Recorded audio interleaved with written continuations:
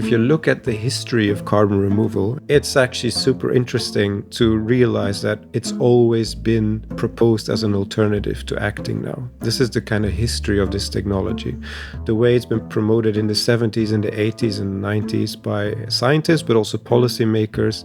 All of this was in many ways often very explicitly proposed as an alternative to emission reductions here and now. Welcome to Beyond the Fix. This is a podcast that takes a closer look at the solutions that science and technology aim to offer to today's most pressing problems.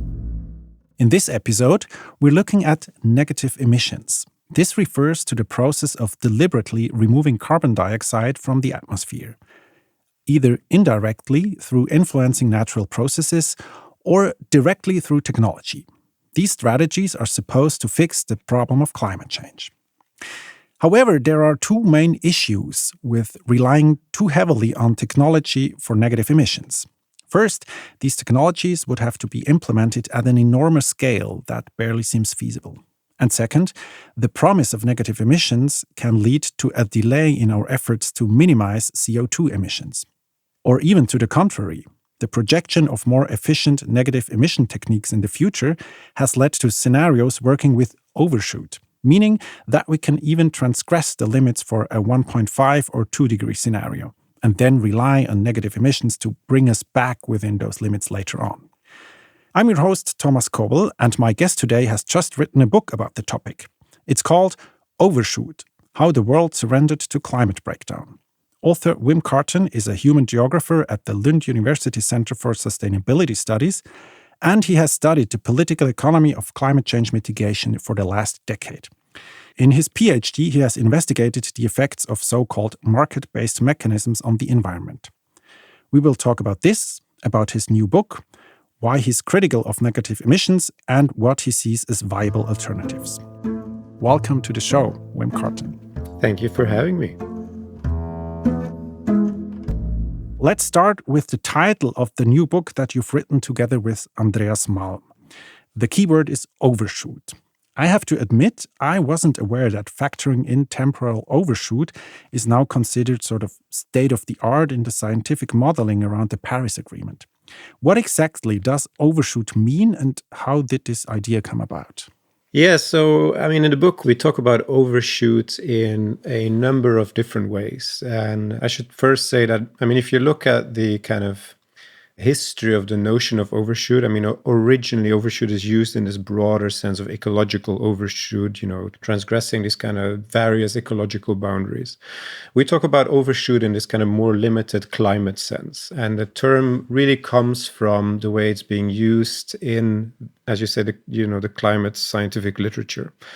And there's two main ways in which we talk about it. In the broadest sense, overshoot is just shooting past whatever temperature limit has been agreed upon by our political leaders.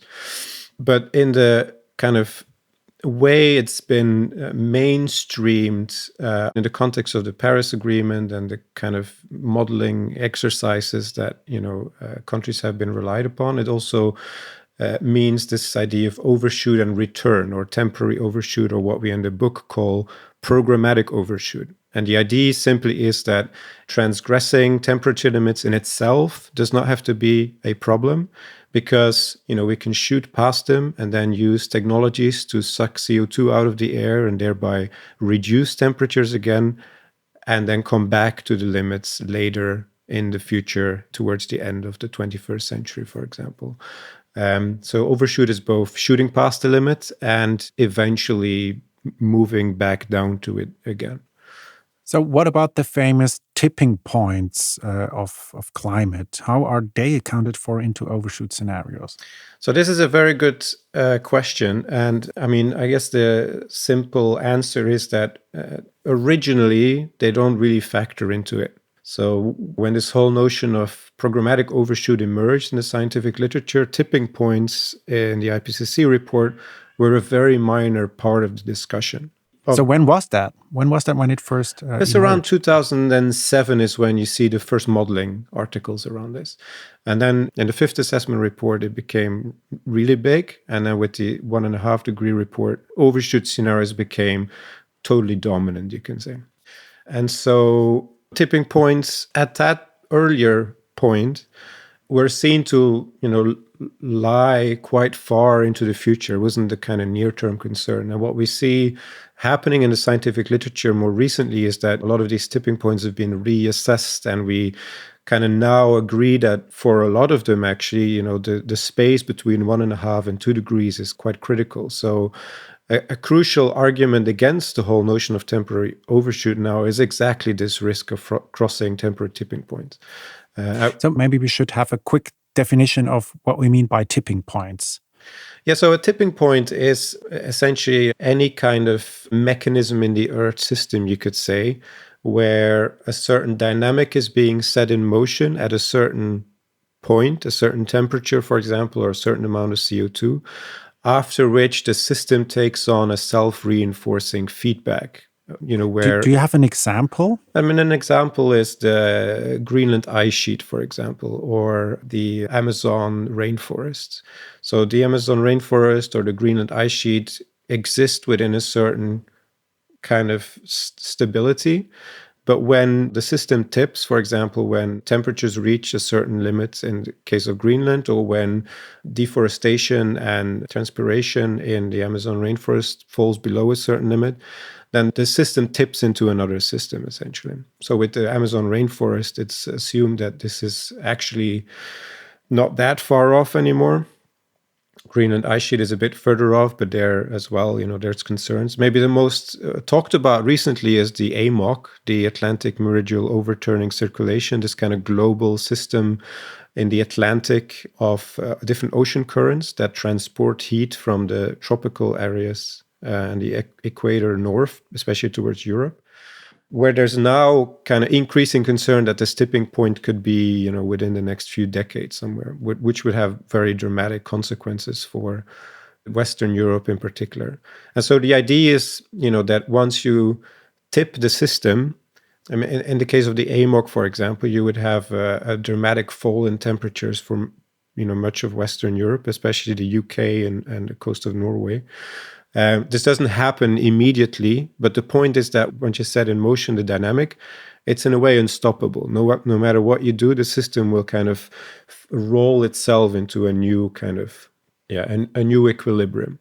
So no matter how many gigatons of CO2 you draw out of the atmosphere, in a way, it won't really help to stop the tipping point from fulfilling itself.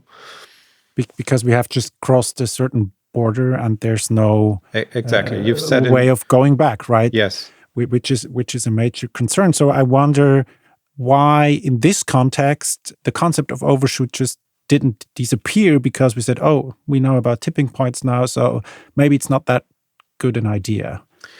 I mean, this is a good question. And I mean, I would say that it's in part to do with the fact that the science of tipping points was relatively immature, maybe at that point when overshoot really became mainstreamed in the scientific literature. And it's really only very recently with the sixth assessment report that there's been a lot of consideration of tipping points in the IPCC report, for example, right? So, I mean, we've seen a lot of work being done on tipping points, and there's still a lot of uncertainties, right? I mean, nobody's saying that, the AMOC, for example, is going to collapse for sure in the next 50 years, but we see that the risk is now significantly higher than we thought just 10 years ago. I mean, a benign reading would be it's a matter of science not being mature enough. But it's also, I would say, that the models that have taken overshoots into this kind of hegemonic position also had a tendency and continue to have a tendency to be very kind of techno-economic in their framing and to disregard many of the things that fall outside of this narrow kind of framework, including ecological and environmental concerns. So the things that we did know about the risks with some of these technologies weren't really taken into account when you had this enormous amounts of carbon removal modeled in the literature to be able to reverse temperatures and compensate for overshoot. So I think this brings us to the concept of IAMs, so integrated assessment models. What are these and why are they important?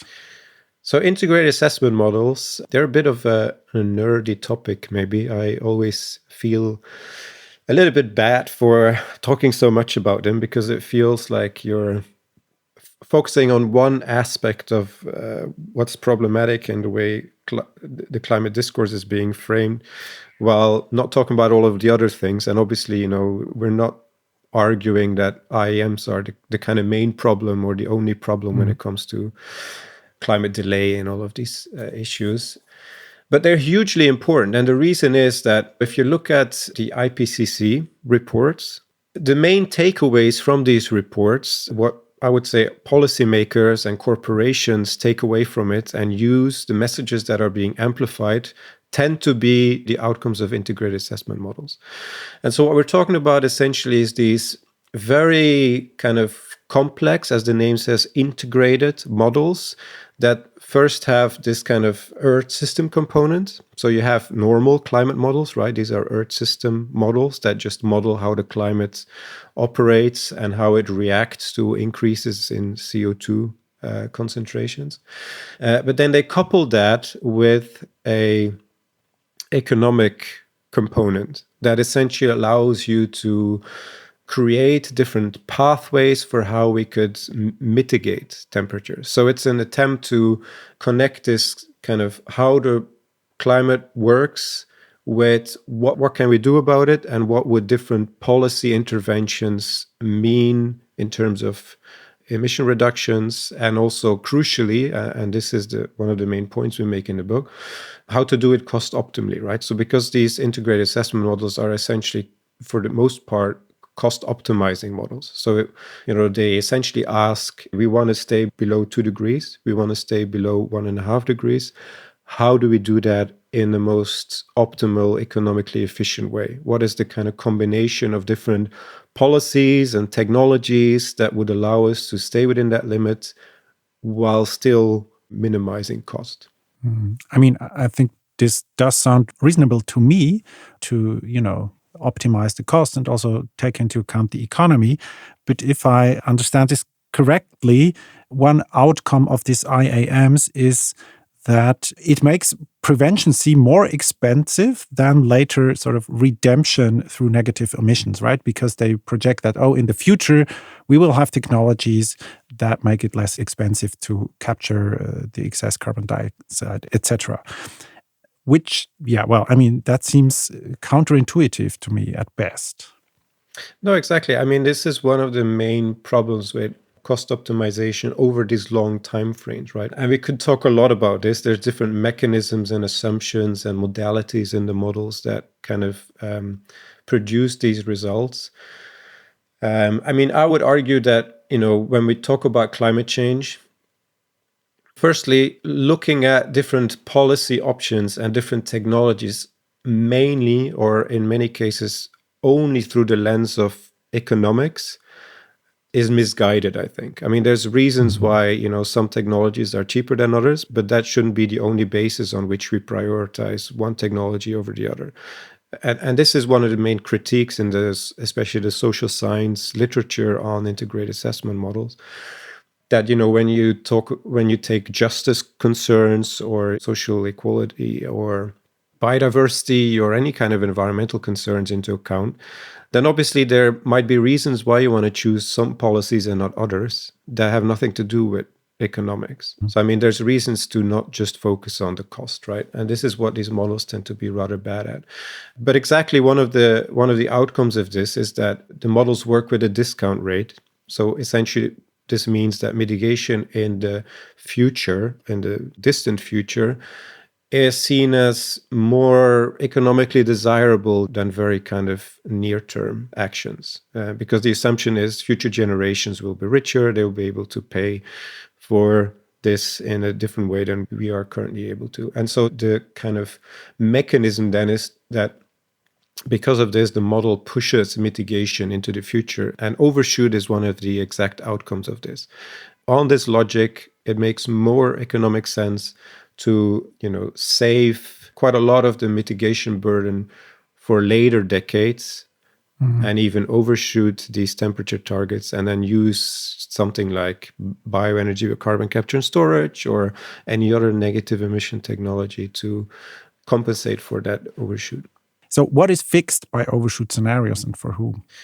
Yeah, so in the book, we make this argument that if you would want to do mitigation without overshoot, you're looking at a very significant devaluation, destruction even of capital, right? Fossil capital that is currently invested, fixed, you could say, in a lot of fossil fuel infrastructure and investments that have been made and so on. So I would say that from a purely capitalist perspective, the problem with mitigation is this kind of risk of asset stranding. So overshoot kind of fixes this threat by at least theoretically allowing for those assets to stay in place and then build something in place on top of this infrastructure, you could say, that can help undo or compensate for the problems of the system that you're not dismantling, at least not at the speed and not to the extent that you would need to do otherwise. So what is fixed and for whom is, for whom is a sprawling category here, of course, because all kinds of actors are invested in the fossil fuel industry and the current energy system. But it's everybody that has a stake in not getting rid of fossil fuels immediately. What is fixed is the threat of fossil fuel phase out, at least in the near term. I mean, we could argue if this is a threat or not, but I would just want to stay for one more question into this nerdy topic of the economic models. So how do IAMs relate to market-based mechanisms like emission trading? I think the broader link or comparison is that they're both based on this notion that we need to optimize and make climate policy economically efficient. That's essentially the whole premise of emission trading and carbon offsetting. And in a way, you could say that overshoot is a form of temporally disaggregated offset in the sense that, if we have carbon offsetting, it essentially means I continue emitting in this place and I compensate by sucking CO2 out of the atmosphere in another place, for example. And if you combine those two, you have net zero. That's the whole notion of net zero, right? Carbon neutrality is not exactly the same, but it's roughly the same concept. And so if you stretch those over time, you get overshoot because you just say, I continue emitting here and now, and I compensate there and later, right? And both are based on this kind of very particular neoclassical, I would say, narrowly framed techno-economic reasoning. Yeah. So let's have a look at the technologies that are necessary for these overshoot and then later recompensate scenarios. One technology you already mentioned is BECCS, so bioenergy carbon capture and storage. BECCS. What is that exactly? So BECCS is very interesting because it's really the original negative emission technology in these models. So if you look at the way this whole discussion started between the fourth and the fifth IPCC assessment report, then kind of how this compensation was promised to be done was through BECCS. And the idea essentially is that you have all of these bioenergy plantations or any kind of biomass cultivation on large areas of land. And just like you would have a bioenergy plant, right? You harvest that biomass, a forest, or it could be another feedstock, right? Agricultural residues, for example, are often proposed as well. And you harvest those and you ship them to a combustion facility, a power plant essentially, and you burn them like you would do in a coal power plant, for example. But instead of just releasing the CO2 that results, you put a CCS, a carbon capture device, on that plant. You capture the carbon, and then you store that carbon underground somewhere. And so because biomass, by growing, of course, through photosynthesis, sucks CO2 out of the air, what you do is you create a carbon pump, you could say. You photosynthesize, suck CO2 out of the air, it produces energy, and then you concentrate the CO2 and put it down into depleted oil and gas fields, for example, or an aquifer, or there's a lot of proposals for where you could put it.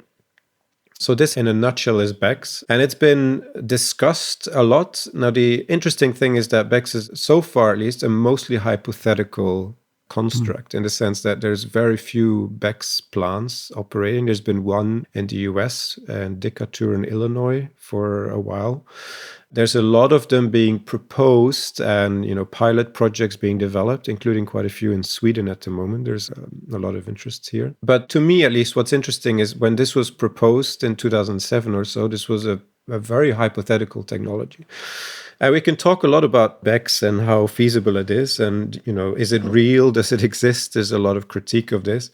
But what's really interesting is just the scale at which this was being imagined in these models. I mean, if you looked at the amount of land that would need to be cultivated to, produce the amount of BECCS that was in these models, you ended up with enormous amounts of land. Some studies pointed to an area the size of the United States or 2 times the size of India. I mean, whole continents would need to be dedicated to bioenergy crops.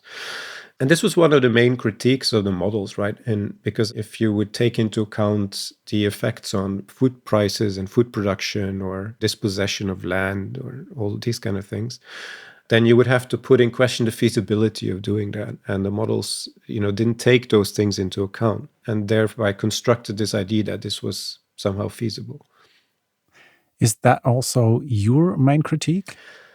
I mean, it is in a way of the models very much. Of BECCS, I think BECCS has evolved a little bit in a way that I think very few people still think that BECCS will be the main negative emission technology. There's been a lot of kind of moving towards a more kind of portfolio approach where we have all kinds of different technologies and not one that would, need to do all of this, multiple gigatons of CO2 removal.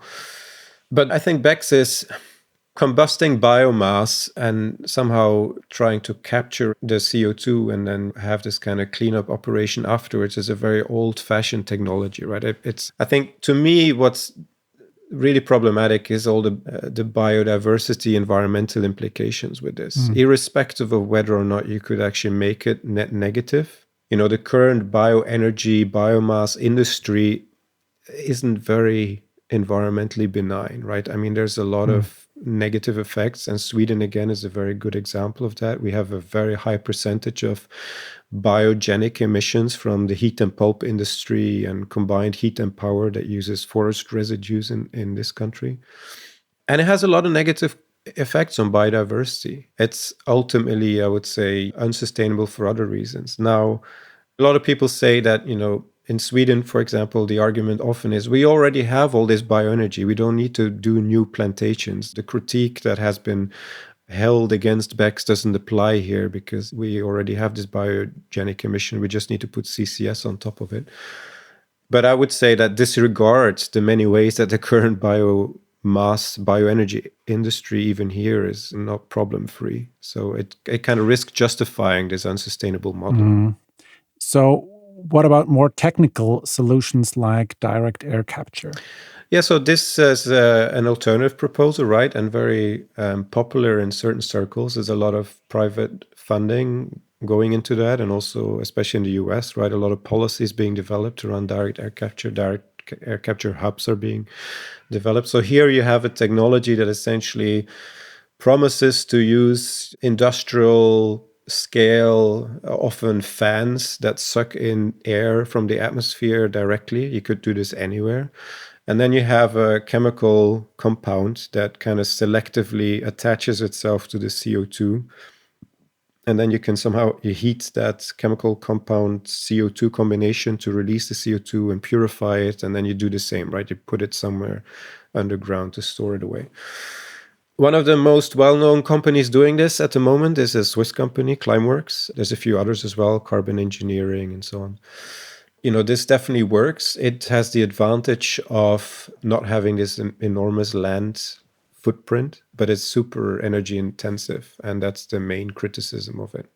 It's also super expensive at the moment. I mean, a lot of people say it's being hyped and it's being overhyped in many ways. And it's still a very immature technology. My own critique is different, and this maybe we will come into later when we talk about the risks of delaying emission reductions and so on. But there's direct air capture. There's also direct ocean capture, the same process, but with ocean water. Because, I mean, the reason why Never direct heard air about this capture one. is so energy intensive, because the amount of CO2 in the atmosphere is 420 parts per million. You need to sift through a lot of molecules to get at that carbon.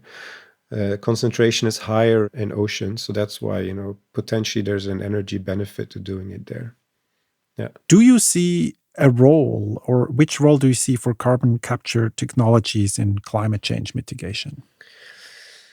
I think there definitely is a role for them.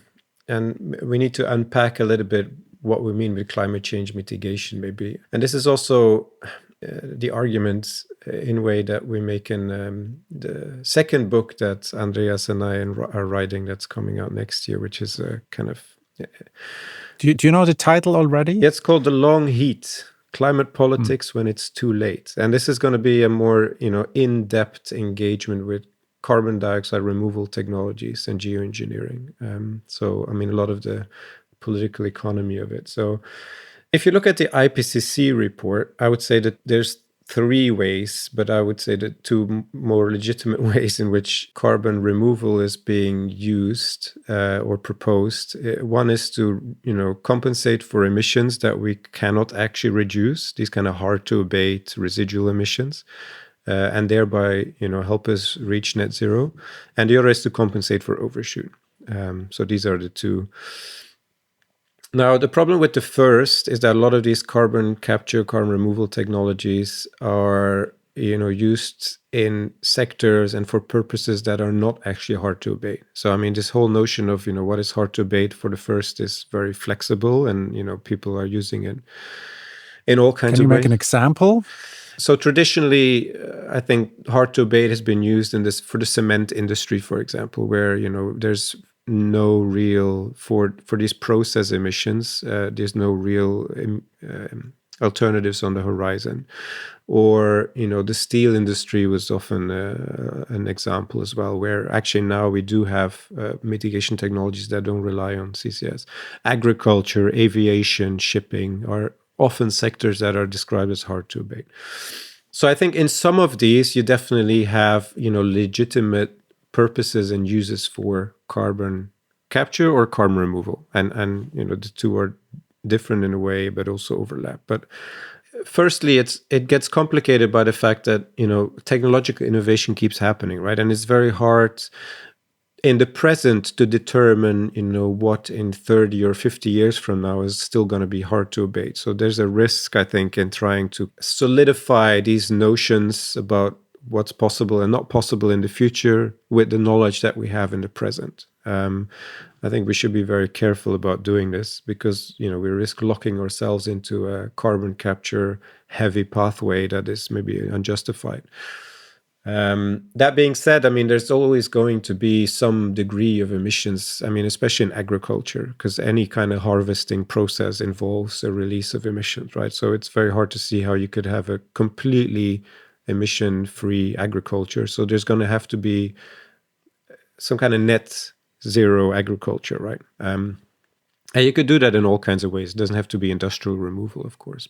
And then secondly, to compensate for overshoot, to me, the problem is that, you know, there's these legitimate uses of carbon removal, but then we currently see that it's being proposed and advanced for all kinds of things. I mean, I just saw a plan for New Zealand, for example, where a third of the emission reductions that the next carbon budget or government budget is anticipating will come from CCS, including on gas plants and so on. It's the same actually in the UK, also just in the news that, you know, the first CCS carbon capture plant that they are going to kind of finance or help realize is on gas. And gas is not a hard to abate technology. I mean, gas is something I would say we should get rid of and replace with renewables. So that's one of the main critiques, is that, you know, we're using it for things that ultimately aren't really necessary, and it's just political convenience and economic interest.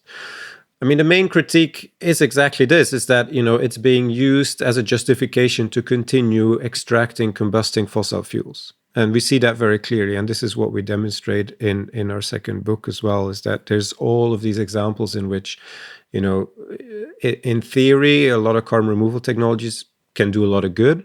But then you're seeing that, fossil fuel companies are investing in them. I mean, direct air capture, for example, the largest plant that is currently being developed in Texas is by an oil and gas company that partly wants to use it to extract more oil and gas, because if you capture CO2, you pump it underground, you're able to extract more oil and gas than you otherwise would be able to do. And then there's offsets that are being sold based on this that are also justifying continued emissions. So there's all of these ways in which it's just entangled with business as usual rather than, used as this complement that people often talk about. And this is why we're critical of the notion of overshoot and compensating for overshoot through carbon removal. There's a future, I think, in which at a certain point, if we're past 1.5 degrees, we're maybe past 2 degrees 40 years from now, and we have managed to do mitigation and we, have gotten rid of the majority of our emissions, then I think, there's a legitimate question about like reducing CO2 concentrations in the atmosphere. But until we are there, I think talking about this and promoting this and pumping money into this will always risk kind of coming as an alternative to that first step that needs to happen, and that is the emission reductions, right? So if I rephrase this, that it can be used as an incentive or excuse for delaying what we should be doing now. Yes, exactly. And I think if you look at the history of carbon removal, and this is also something we do in the second book, it's actually super interesting to realize that it's always been proposed as an alternative to acting now. This is the kind of history of this technology. The way it's been promoted in the 70s and the 80s and 90s by scientists, but also policymakers. The first, emergence of, tree planting and the UN FCCC negotiations as an offset. All of this was in many ways often very explicitly proposed as an alternative to emission reductions here and now. So, there's a clear antecedent to this. Then if I understand you correctly, you wouldn't say that we shouldn't be investing in those technologies or we should get rid of them, but rather we should change the narrative or the story we tell ourselves what we're going to use it for. Yeah, that, and we need to be very careful about how we invest in these technologies and how we develop them. I think the current model that is kind of, private sector led almost inevitably leads you into these kind of, because, companies are trying to make a profit. Just removing CO2 from the atmosphere and putting it underground, it doesn't make any economic sense. There's no kind of business case for that. You can't sell that unless, there's a kind of a government that kind of makes that profitable because you kind of, have to buy those credits or something. So as long as that's the case, the only way in which the private sector can make money on it is to sell it as offsets or, use it to extract more oil and gas or, all of these kind of things that end up being counterproductive.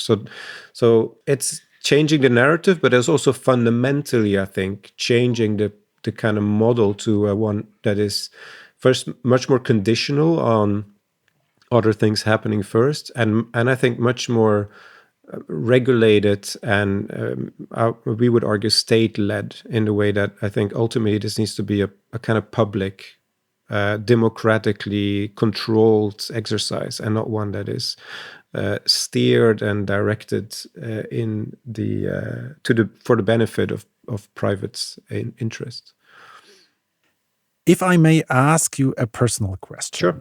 You are also a father. I think we even can hear it in the background sometimes. I hope you can maybe cut that out, or maybe that's an added layer to this podcast. Yes. So how do you reconcile your role as a parent who wants a healthy world, obviously, for his children, with your work as a researcher who argues, there we are, with your work as a researcher who argues that we've already surrendered to climate breakdown? So how do you integrate these perspectives, both intellectually and also emotionally? Yeah. I mean, it's obviously something that's become very acute when my son was born almost a year ago now. When we say that, we've surrendered to climate breakdown, I think the idea is not that we should give up, right? On the contrary, I mean, the whole point of the book is to argue that even if we have moved past 1.5 degrees, as seems very likely now, which is, the whole notion of climate breakdown is inspired by this idea that at some point, the scientific community tried to find a limit for what dangerous warming is, and they somehow agreed on 1.5, right? So, I mean, going past 1.5 is, in our understanding, surrendering to climate breakdown.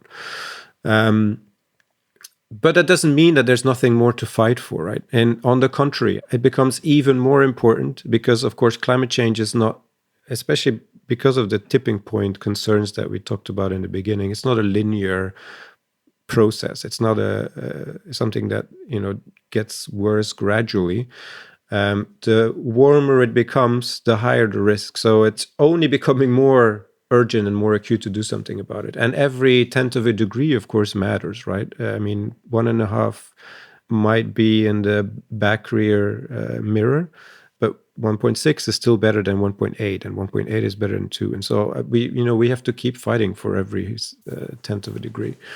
All of my work is inspired by an attempt to find kind of good climate solutions, but also unmask and expose kind of fake solutions and try and point to pathways that are being pursued that will lead us astray and help amplify alternatives to these kind of very mainstream ideas of what is and is not possible in terms of technological and social and political futures, because that's, to me, what's mainly problematic in this. We have such a narrow understanding of what kind of futures are feasible when it comes to climate change mitigation, and we urgently need to broaden that because there's so much to fight for. So my critique of techno-fixes is an attempt to broaden the kind of corridor of possibility, I would say.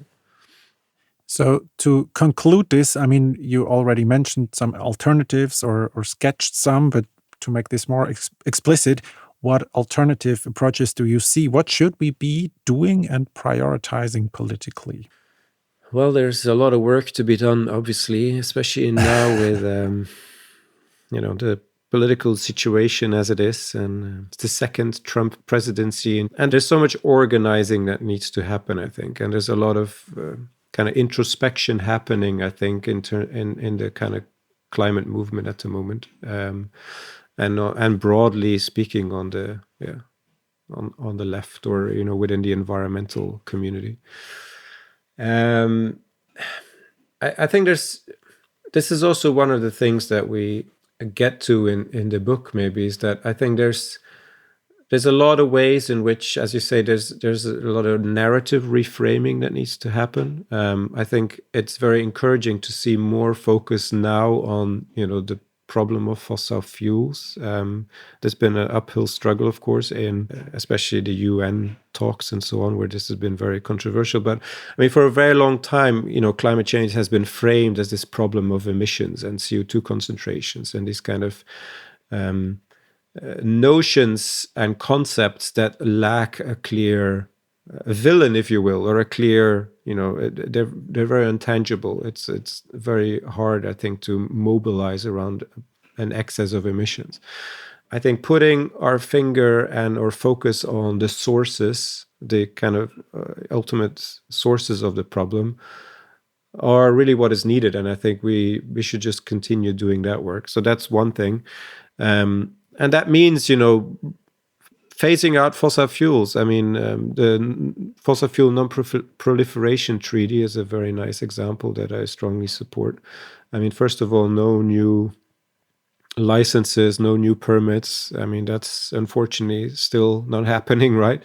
And then we need to have a plan to actively phase out the infrastructure that's already there. I mean, it's just inevitable at this point. It doesn't, it's not sufficient to not have new investments. We need to get rid of what's already there as well. So, I mean, all of those things need to happen most urgently. But there's so much, I think. I just saw the other day that there was this news article about all of this photovoltaic cell capacity in China. They have a lot of PV capacity in China, and they had so much. I think it was about double or something what the world actually needed by 2030, because the demand just isn't there.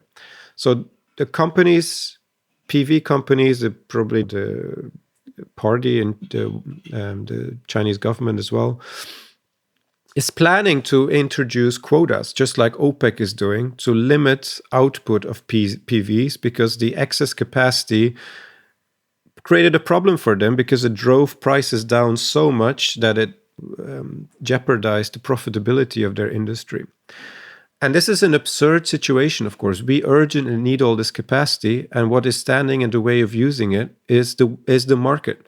We're in a situation where profitability is dictating what is being prioritized or not. And obviously, so to me, this gets back to the problem with the models, which of course is a reflection of the problem in the real world as well.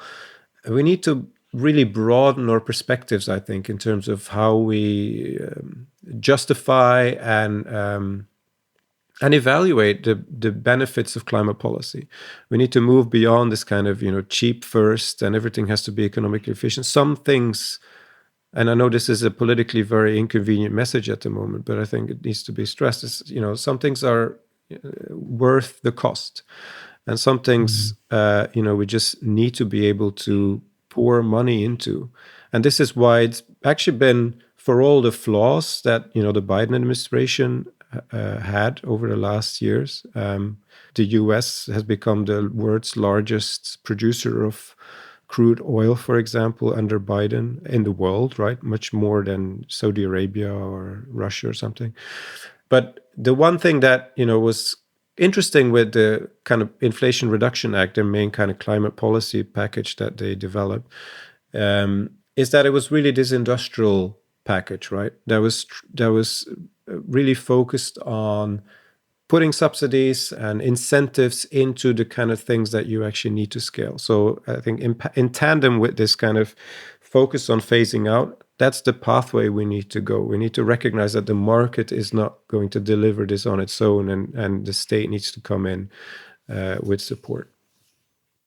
So there's this saying that pessimism is a luxury we simply can't afford anymore. So what gives you hope? What makes you optimistic? I mean, what gives me hope is that, there's all these people really still fighting this fight despite all the defeats that they've suffered in the last years. There's just so much energy still there. There's so many great examples, so much grassroots work, bottom-up initiatives, so many organizations that are, tirelessly working to kind of reverse this. So that ultimately gives me hope. I think hope is something.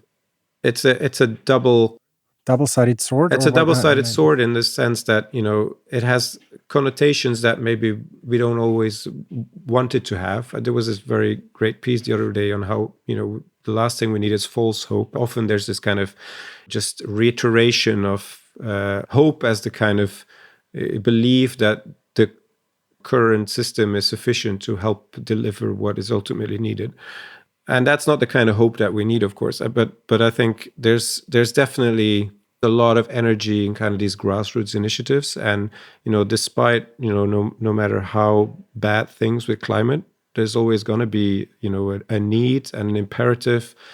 And I think a real kind of momentum on some parts of society to help deliver the change that is needed. So it's a matter of joining the right forces, I would say.